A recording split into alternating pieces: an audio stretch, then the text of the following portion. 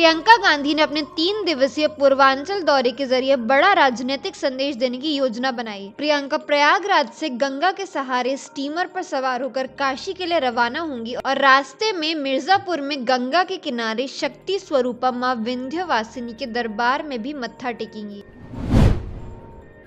मुंबई के CST station को जोड़ने वाले फुट ओवर ब्रिज के टूटने से 6 लोगों की मौत हो गई और 33 लोग घायल हो गए। बीएमसी और रेलवे के खिलाफ मुंबई पुलिस ने एफआईआर दर्ज की।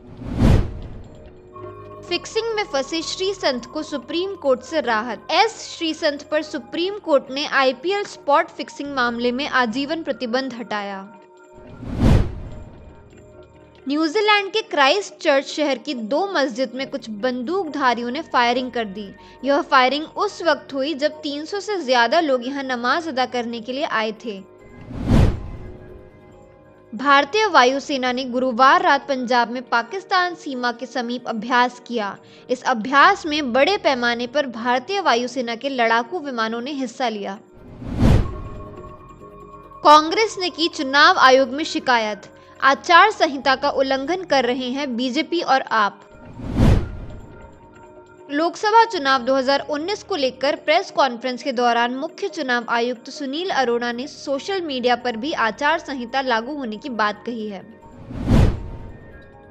मध्य प्रदेश के राजगढ़ जिले के ब्यावरा शहर में भाजपा की विजय संकल्प यात्रा में पूर्व मुख्यमंत्री शिवराज सिंह चौहान ने दिग्विजय सिंह के ही गढ़ कहे जाने वाले राजगढ़ में उन पर बिना नाम लिए कई तीर छोड़े।